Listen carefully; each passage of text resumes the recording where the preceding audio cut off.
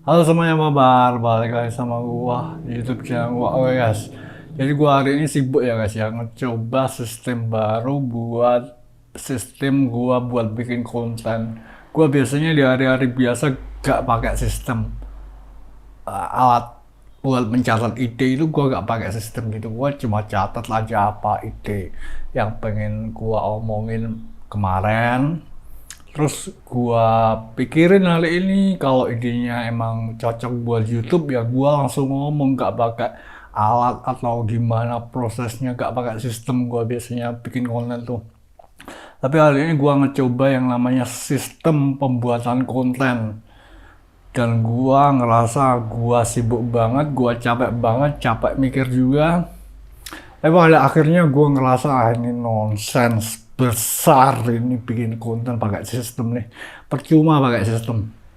Gue bukan tipe orang yang bisa bias biasa menggunakan sistem buat kreativitas gue ya. Biarpun gue adalah seseorang yang sangat paham sama yang namanya sistem. Gue bikin perusahaan, gue bikin konten itu juga eh, didirikan atas fondasi yang namanya sistem. Gua ini orang yang sangat paham dengan sistem. Tapi gua hari ini coba bikin konten dengan sistem, dan gua ngerasa gua gak bisa banget bikin konten yang pakai yang namanya sistem.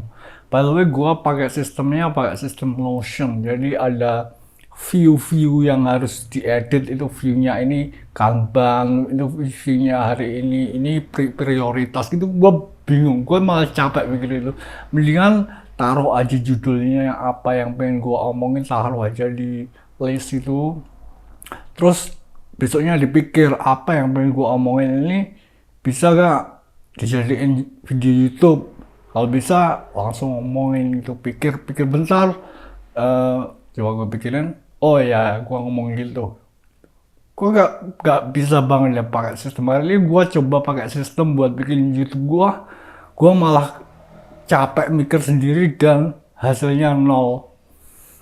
Hari ini gua malah sempet mikirin buat gak bikin YouTube dulu, buat nyobain sistem perkontenan gua yang baru, dan akhirnya pada di tengah hari kayak ini gua berpikir kalau bikin sistem pakai bikin konten pakai sistem itu justru bikin gua capek, justru bikin gua sibuk.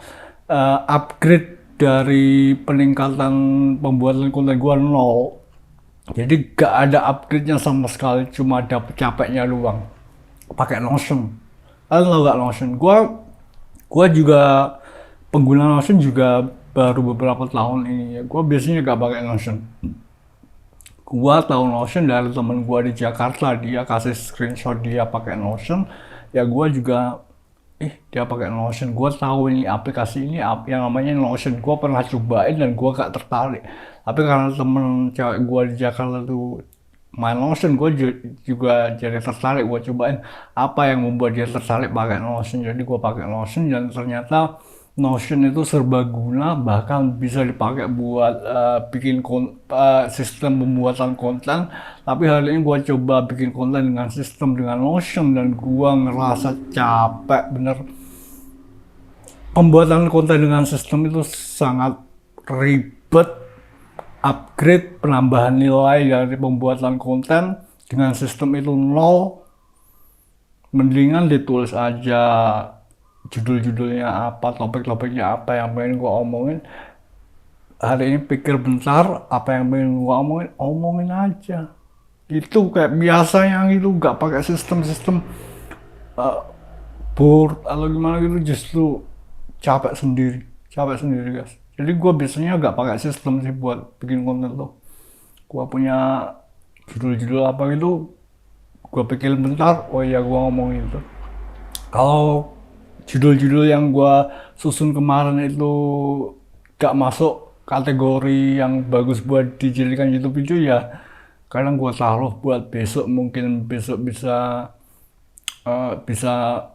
connect sama gua. Atau kalau paling pol jelek banget buat diomongin, ya gua hapus. Gua gak segan buat menghapus judul yang jelek. Justru kalau kalian menyimpan judul yang jelek di database kalian itu bukanlah sesuatu yang bagus buat psikologi kalian sendiri. Jadi kalian jangan segan buat menghapus sesuatu yang negatif ya guys. Itu saran dari gua aja sih. Dalam pengalaman gua bikin konten, sistem jangan terlalu ribet, sistem harus sederhana aja yang sesuai buat workflow lo dalam bekerja. Dan yang kedua, jangan segan buat menghapus item yang negatif, soalnya menyimpan lebih lama itu justru akan ngotorin tempat lo berpikir, dan tempat berpikir itu harus bersih, harus steril itu. Oke, jadi segitu dulu ya guys for global ini. Thanks for watching, see you next time.